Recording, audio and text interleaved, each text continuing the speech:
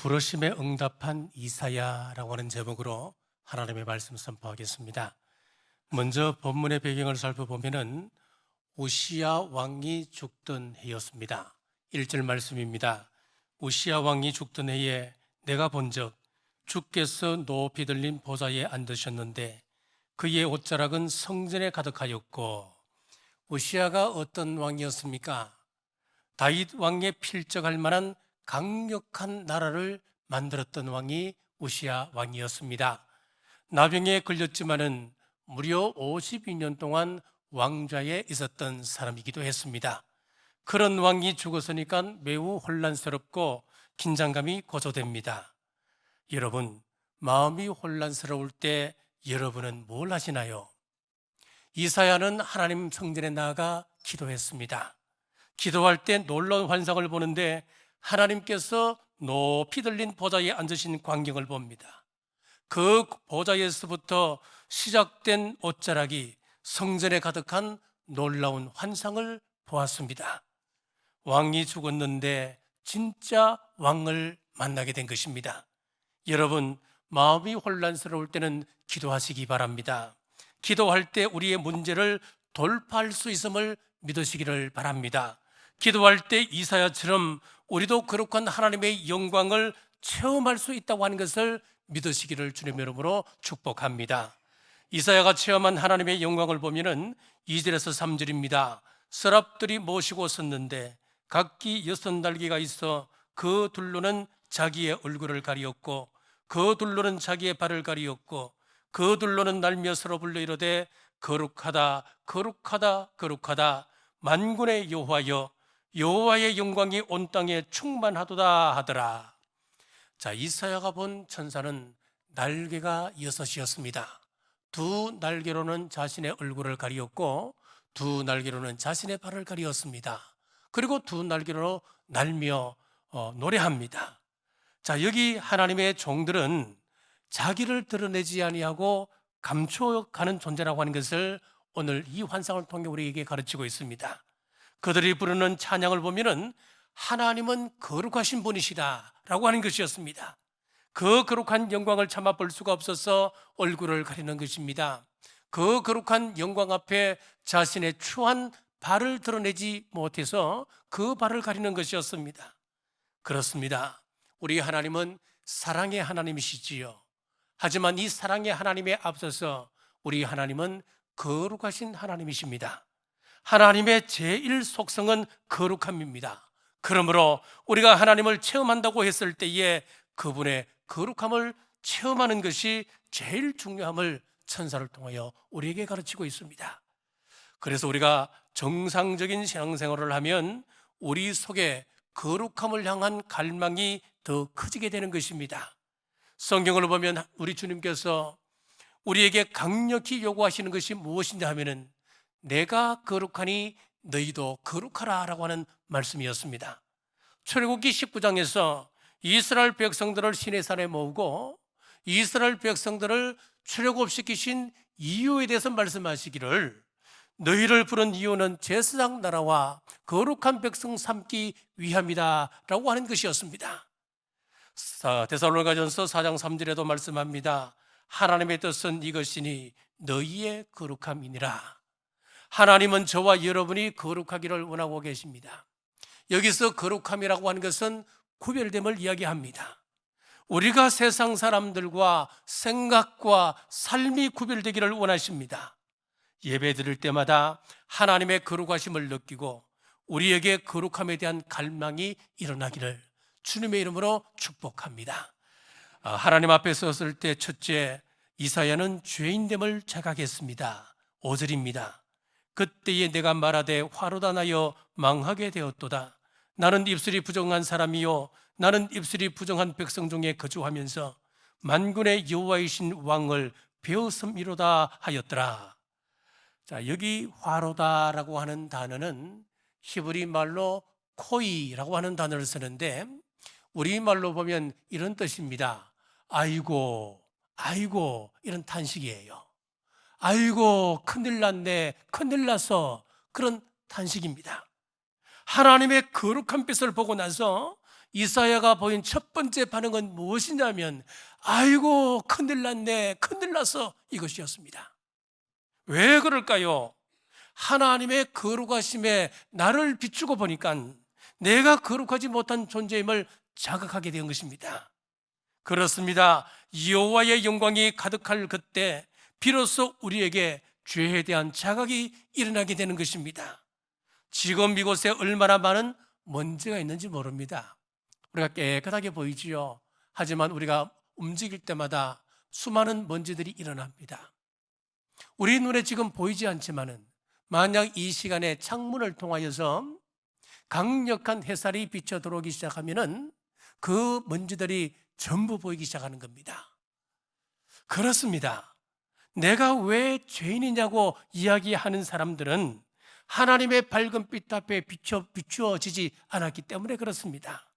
내가 무슨 죄인이냐, 내가 이만하면 꽤 괜찮은 존재이지 않느냐 라고 생각하고 살다가 거룩하신 하나님 앞에서는 체험을 하게 되면은 내가 죄인이구나, 내가 죄인 중에 괴수였구나 라고 하는 것을 고백하게 됩니다.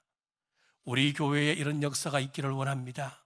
예배 드릴 때마다 하나님이 그 거룩한 빛을 우리에게 비춰주셔서 죄가 죄인입니다, 코이 하나님 앞에 설 수 없는 존재라고 하는 것을 깨닫는 은혜가 있기를 주님의 이름으로 축복합니다. 이사야의 회개를 보면 매우 구체적이었습니다. 나는 입술이 부정한 사람이라고 입술의 회개를 했습니다. 자, 왜 입술의 회개였을까요? 우리가 눈으로 짓는 죄도 참 많습니다. 귀로 짓는 죄도 참 많을 텐데 왜 하필이면 이사야는 입술을 통하여 지은 죄를 먼저 회개하는 것이었을까요? 이사야의 직업이 무엇이었습니까? 선지자였습니다. 선지자는 입으로 일하는 사람입니다. 선지자로서 입술로 하나님의 뜻을 전한다고 말했습니다. 그런데 가만히 보니까 내 입이 너무 더러운 것이 보이는 것입니다. 내 입술이 부정한 것을 깨닫게 되었습니다. 왜 먼저 입술을 회개하느냐면은 우리가 5장을 읽어보면 분명해집니다. 이사야 5장을 읽어보면 이스라엘 백성들의 죄악을 낱낱이 파헤치고 비판하고 있습니다. 이사야 5장 8절입니다. 가옥에 가옥을 이으며 전토에 전토를 더하여 빈틈이 없도록 하고 이 땅 가운데서 홀로 거주하려 하는 자들은 화 있을진저. 하나님의 일보다는 재산을 불리기에 혈안이 되어 있는 사람들을 향하여서 비난하고 있고 비판하고 있는 것입니다. 지난주 미국 잘 다녀왔습니다. 자, 미국에서 NGO 블루오션 대표인 이관희 장로님을 만나면서 그분이 가지고 있는 선교 노하우와 우리 동인선교회가 가지고 있는 선교 정책을 서로 나누며 많은 생각을 하고 왔습니다. 이분은 줄기세포에 관련된 제약회사를 경영하시는데 사우디아라비아, 아랍에미레이트, 그리고 모로코, 튀르키예 등의 지사를 두고 있습니다. 지사가 있는 곳에는 선교에 관련된 기관을 두고 있었습니다. 이분은 마치 제약회사는 부업이고 선교가 주업인 것처럼 보였습니다. 충분히 누릴 수 있는 사람입니다. 힐러리 여사와 식사를 하며 중동 문제에 대해서 심도 있게 서로 의견을 나눌 수 있을 만큼 정치에 식견도 있는 사람입니다. 그런데 정치보다는 선교에 온 힘을 쏟는 것을 보면서 마음에 깊은 감동을 받았습니다. 그리고 얼마나 이분이 절제의 삶을 사느냐 하면은 라스베가스에 살고 있음에도 불구하고 그랜드 캐년을 한번 가지를 못했다는 거예요. 보통 우리가 라스베가스에 간다 하면은 그랜드 캐년 투어를 꼭 하게 됩니다. 그런데 거기에 살면서도, 라스베가스에 살면서도 그랜드 캐년 한번 구경하지 못했다는 겁니다. 자, 이것 하나만 봐도 이분이 어떤 삶을 사는지 어렴풋이 생각하게 되었습니다. 자, 11절입니다. 아침에 일어나 독주를 마시며 밤이 깊도록 포도주에 취하는 자들은 화 있을진저. 하나님의 일에는 관심이 없고 쾌락을 즐기고 술 취해 있는 사람들을 비판하고 있습니다. 18절입니다. 거짓으로 끈을 삼아 죄악을 끌며 술의 줄로 함과 같이 죄악을 끄는 자는 화 있을진저. 20절입니다. 악을 선하다 하며 선을 악하다 하며 흑암으로 광명을 삼으며 광명으로 흑암을 삼으며 선 것으로 단 것을 삼으며 단 것으로 선 것을 삼는 자들은 화 있을진저. 21절입니다. 스스로 지혜롭다 하며 스스로 명철하다 하는 자들은 화 있을진저. 22절입니다. 포도주를 마시기에 용감하며 독주를 잘 빚는 자들은 화 있을진저. 23절입니다. 그들은 뇌물로 말미암아 악인을 의롭다 하고 의인에게서 그 공의를 빼앗는도다. 뇌물을 받고 악인을 의롭다 하고 또 의인에게서 그 공의를 빼앗는다고 아주 신랄하게 사람들을 비판하고 있습니다. 물론 이 이스라엘 백성들의 죄는 지적받아 마땅한 죄들이었습니다. 그런데 6장에 가서 이사야가 놀라운 것을 발견하게 됩니다. 하나 깨닫는 것이 뭐냐면 거룩하신 하나님의 빛에 비침받고 보니까 아이고 큰일 났습니다. 아이고 코이 나야말로 진짜 망하게 생긴 거예요. 사랑하는 여러분, 하나님의 거룩한 빛에 비침받기를 주님의 이름으로 축복합니다. 자, 둘째는 정결을 경험했습니다. 6절에서 7절입니다. 그때에 그 스랍 중에 하나가 부젓가락으로 제단에서 집은 바 핀 숫을 손에 가지고 내게로 날아와서 그것을 내 입술에 대며 이르되 보라 이것이 내 입에 닿았으니 내 악이 제하여졌고 내 죄가 사하여졌느니라 하더라. 자, 우리 주위에 보면 이런 사람들을 종종 보게 됩니다. 세상 사람들이 문제야. 이 세상이 문제야. 한국 교회 문제야. 한국 교회 세습 문제, 이거 큰 문제야. 한국 교회 지도자들이 타락해서 문제야, 문제. 여러분 맞습니다. 큰 문제 맞습니다. 그런데 그분들이 깨닫지 못하는 것 하나가 있습니다. 진짜 화가 있는 존재는 누구라는 겁니까? 나 자신부터라고 하는 거예요. 한국 교회가 문제가 있을 때마다 시위를 합니다. 피켓을 들고 시위하는 사람들 보십시오. 그 사람들의 뒷이야기를 보면 똑같습니다. 이사야 5장의 모습을 그대로 봅니다. 그러면 그들에게 뭐가 없다는 겁니까? 6장에 체험이 없는 거예요. 거룩하신 하나님 앞에서는 체험이 없었습니다. 거룩하신 하나님의 빛 앞에 서고 보니까 내가 감히 누구를 손가락질할 수 있는 그런 존재가 아니라고 하는 거예요. 내가 죄인인 것이죠. 화로 단나여 망하게 되었도다. 사랑하는 여러분, 다른 사람의 죄를 우리가 너무 쉽게 지적하지 않기를 주님의 이름으로 축복합니다. 자, 신앙에는 두 종류가 있음을 우리는 오늘 본문에서 분명히 볼 수가 있습니다. 어떤 종류지요? 첫 번째 종류는 이사야 5장을 경험한 사람이고, 두 번째 종류의 사람은 이사야 6장을 체험한 신앙인이라고 하는 겁니다. 극명하게 이 둘 사이의 차이가 나는 것은 입술의 말입니다. 교회가 이렇게 가면 되느냐? 교회에 이런 문제가 있고 지도자들에게 이런 문제가 있고 다 맞아요. 정확하게 다른 사람의 죄를 받습니다. 맞습니다. 그런데 이사야 6장에 체험이 없습니다. 하나님의 거룩하심 앞에 내가 서보면 어떻게 내가 다른 사람의 죄를 지적할 수 있습니까? 내가 지었던 죄들 아니었습니까, 여러분? 이사야가 자기가 죄인임을 고백할 때에 하나님이 그를 정결케 해 주셨습니다. 이게 복음입니다. 우리에게도 이런 역사가 있기를 바랍니다. 예배 드릴 때마다 나의 죄됨이 자각되어지고 우리가 회개하는 순간 하나님의 용서가 충만해지시기를 간절히 바랍니다. 이사야가 화로 단나여 망하게 되었도다. 죄를 자각하고 인정한 그때에 하나님이 정결케 하셨듯이 우리가 할 수 있는 것은 회개밖에 없습니다. 우리가 회개할 때 하나님께서 우리를 정결케 하십니다. 용서받아야 할 부분이 많지만은 특별히 이사야처럼 우리의 입술이 정결케 되기를 원합니다. 내가 하는 말을 잘 살펴보시고 화로다 망하게 되었도다. 남을 비판해야 직성이 풀리는 내 입술이 정결케 되기를 주님의 이름으로 축복합니다. 셋째, 이사야의 결단입니다. 8절입니다. 내가 또 주의 목소리를 들으니 주께서 이르시되 내가 누구를 보내며 누가 우리를 위하여 갈고 하시니 그때에 내가 이르되 내가 여기 있나이다 나를 보내소서 하였더니, 자, 이사야가 정결케 됨을 경험한 뒤에 하나님의 음성을 듣는데 누가 우리를 위하여 갈꼬라고 하는 음성이었습니다.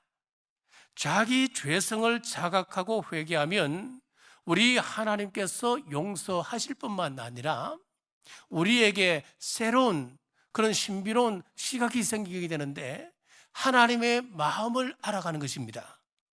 우리가 예배드리는 가운데 하나님의 거룩함을 체험하기를 바랍니다.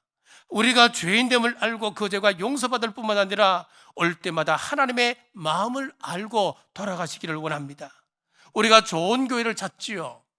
여러분은 어떤 기준으로 교회를 찾습니까? 선택의 기준은 다른 것이 아닙니다. 하나님의 음성이 내게 들리느냐, 내게 들리지 않느냐, 이것으로 여러분들이 교회를 찾으셔야 되는 거예요. 프로그램이 좋았어, 교회 건물이 독특했어, 아니면은 심지어 내 스케줄과 맞는 예배 시간이 있기 때문에 내가 이 교회를 선택했다. 여러분, 아닙니다. 여러분, 이사를 가셔서 교회를 정하실 때는 주님의 음성이 들리는 교회를 찾으십시오. 예배 때마다 하나님의 뜻을 알 수 있는 교회를 선택하셔야 합니다. 하나님의 음성이 들리지 않는 곳에서 신앙생활을 하시면은 잠언 29장 18절 말씀에처럼 묵시가 없으면 백성이 방자히 행한다 그랬습니다. 우리가 하나님의 음성이 들리지 않는 곳에서 신앙생활을 하면 방자한 신앙인이 됩니다. 괴물 같은 신앙인이 되어져 버리고 마는 것입니다. 저는 우리 교회가 그런 교회 되기를 원합니다. 하나님의 말씀이 선포될 때마다 하나님의 거룩하심을 체험함으로 내가 죄인됨을 깨닫고 고백하는 은혜가 있는 교회 되기를 원합니다. 시간마다 하나님의 뜻을 알고 감격하여 세상으로 나가기를 소원합니다. 그뿐 아닙니다. 이사야는 하나님의 마음을 암과 동시에 그는 누가 우리를 위하여 갈고 하는 하나님의 그 부름 앞에 내가 여기 있나이다 나를 보내주십시오 라고 응답했습니다. 자, 누가 우리를 위하여 갈고 하는 이 하나님의 말씀 속에는 하나님의 마음이 들어있습니다. 안타까움이 드러납니다. 보낼 사람이 없다는 거예요. 일꾼이 없다고 말씀하고 있습니다. 성경에서 말씀하는 이 세상에서 부족한 것 두 가지가 있습니다. 성경을 잘 읽어보십시오. 첫 번째 부족한 것이 무엇이냐면 신령과 진정으로 예배하는 예배자가 턱없이 부족하다고 하는 것입니다. 그리고 두 번째는 추수할 것은 많지만은 일할 일꾼이 부족하다고 성경은 분명히 말씀합니다. 이 두 가지가 부족합니다. 그날 이사야가 하나님의 일꾼이 부족하다고 하는 하나님의 마음을 알았습니다. 하나님의 마음을 알고 아이고 하나님 그러네요. 하나님 안타깝지요. 일꾼이 부족해서 어떡하지요? 참 안타깝네요. 여기서 끝내지 않았다는 거예요. 이사야는 자문했습니다. 주님 부족하다면 제가 하겠습니다. 여러분 창세기에서 요한계시록까지 쭉 읽어보십시오. 보면 내가 자원하여 하나님의 일을 하겠습니다. 손드는 사람은 이사야 한 사람뿐입니다. 자, 한번 볼까요? 선지자가 무수히 등장합니다. 모든 선지자들은 다 차출병들이에요.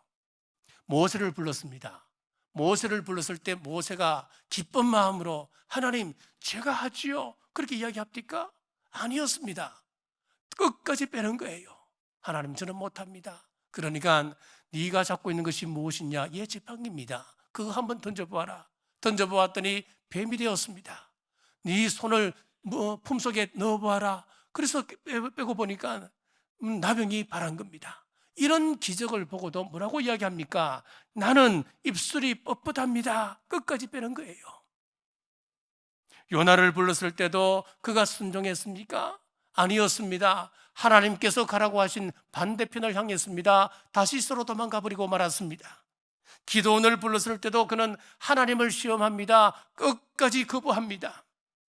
예레미야를 보십시오. 나는 아이라 말할 줄 모릅니다. 그럴 때에 하나님께서 내가 할 말을 내 입에 넣어줄 테니까 너는 가라. 시원하게 자원하는 사람 한 사람도 없었습니다. 자, 하지만 자원병이 딱 하나 있는데 그게 바로 이사야입니다. 이사야는 놀라운 사람입니다. 아무리 하나님의 뜻을 우리가 안다 한들 그게 무슨 소용입니까? 하나님의 임재를 체험하면 뭐합니까? 하나님의 뜻에 순종함이 없다면 무슨 소용이 있느냐고 하는 거예요. 우리가 이사야처럼 순종하는 은혜가 있기를 주님의 이름으로 축복합니다. 순종함이 없이 하나님 그 말씀이 그 말씀이셨군요, 내가 이제 깨달아집니다, 좋은 말씀만 듣고 돌아간다면 우리가 이 자리에 나와서 콘서트 한번 참여하고 가는 것과 무엇이 다르냐는 겁니까? 신앙생활은 그렇지 않습니다. 내가 좋은 말씀 듣고 돌아간다, 좋네. 여러분, 하나님은 이걸 원하지 않으십니다. 말씀을 듣고 반응하기를 원하십니다. 오늘 말씀을 들었으면 행하기를 원하시고 계십니다. 떠밀려서 어쩔 수 없이 하는 것이 아니라 손 들고 제가 하겠습니다, 이사야처럼 반응하기를 원하십니다. 예배에 참석한 우리 모두는 하나님, 제가 여기 있습니다, 나를 보내주옵소서 자원하시기를 주님의 이름으로 축복합니다. 말씀을 맺습니다. 우리가 예배를 드릴 때마다 하나님의 거룩하심을 체험하기를 소원하십시오. 하나님은 소원하는 자를 만족해 하신다 했습니다. 우리가 하나님을 가까이 하려고 할 때 하나님도 우리를 가까이 하십니다. 하나님은 인격이시기 때문에 우리가 하나님을 환영하면 하나님은 우리에게 임하십니다. 그리고 그 거룩함 앞에 예배 드릴 때에 누가 잘못되었고 누가 문제라고 비판하는 입술이 화가 있음을 믿으시고 입술로 지은 죄를 자각하는 은혜가 있기를 바랍니다. 그리고 예배를 드릴 때마다 우리를 향하신 하나님의 뜻을 알기를 원합니다. 예배를 드리고 나면 이것이 하나님의 뜻이었군요, 이것이 나에게 주시는 말씀이었군요, 깨닫고 돌아가시기를 바랍니다. 하나님의 뜻을 알았으면 아는 것으로 끝나는 것이 아니라 그 뜻에 제가 순종하겠습니다, 자발적인 순종이 우리 가운데 많이 일어나시기를 주님의 이름으로 축복합니다. 기도하겠습니다. 이사야를 통하여 말씀 주신 하나님 감사합니다. 아버지, 이사야처럼 예배 때마다 하나님의 거룩하심 앞에 서기를 원합니다. 그 거룩한 빛이 나를 비추실 때 화로다 나여 망하게 되었구나, 내가 죄인이구나 깨닫고 내가 감히 누구를 손가락질할 수 없고 누구를 판단할 수 없는 존재임을 깨닫게 하옵소서. 제단 숯불로 정결케 하셨듯이 예배 때마다 예수 그리스도의 보혈로 깨끗게 되는 은혜가 있게 하시고 하나님의 뜻을 깨달았으면 제가 여기 있습니다, 제가 하겠습니다 자원하는 심령이 되게 하여 주옵소서. 다시 오실 예수님 이름으로 간절히 기도드리옵나이다. 아멘.